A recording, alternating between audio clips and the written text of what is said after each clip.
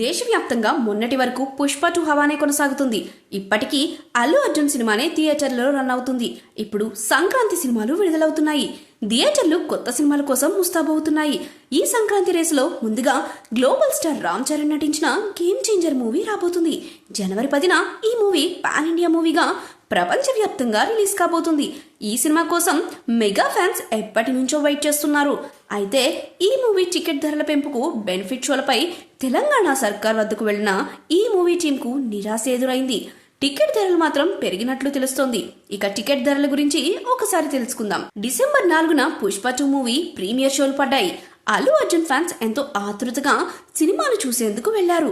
ఇక ఫ్యాన్స్ ను మరింత జోష్ నింపేందుకు hero Allu Arjun road show చేసుకుంటూ ఆర్టీసీ క్రాస్ రోడ్ దగ్గర ఉన్న సంధ్య థియేటర్ వద్దకు చేరుకున్నారు. తమ హీరో రావడంతో ఫ్యాన్స్ భారీగా థియేటర్ వద్దకు చేరుకున్నారు. దాంతో థియేటర్ వద్ద తొక్కిసలాట జరిగింది. ఈ క్రమంలో ఓ మహిళ మృతి చెందగా ఆమె కుమారుడు ఆసుపత్రిలో ప్రాణాలతో పోరాడుతున్నాడు.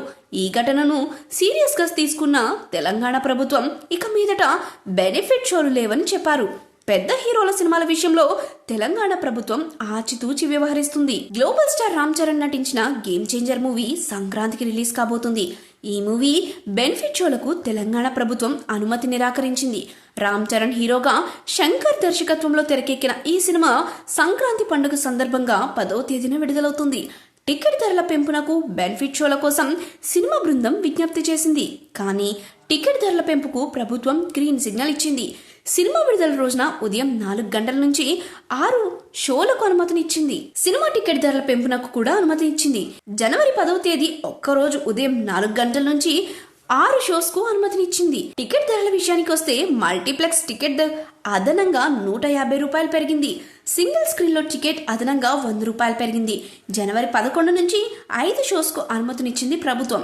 ఇక ఆ రోజు నుంచి మల్టీప్లెక్స్ ధర 100 రూపాయల వరకు పెంచాలని చెప్పింది. సింగిల్ స్క్రీన్ ధర 50 రూపాయలు పెంచుకోవచ్చని తెలిపింది. అయితే టికెట్ ధరల కన్నా బెనిఫిట్ షో ఉంటే బాగుండనని ఆశపడ్డ గేమ్ చేంజర్ టీమ్ కు ఇది నిరాశ మిగిల్చింది. టికెట్ ధరలు పెరిగాయి. మరి కలెక్షన్స్ ఎలా ఉంటాయో చూడాలి.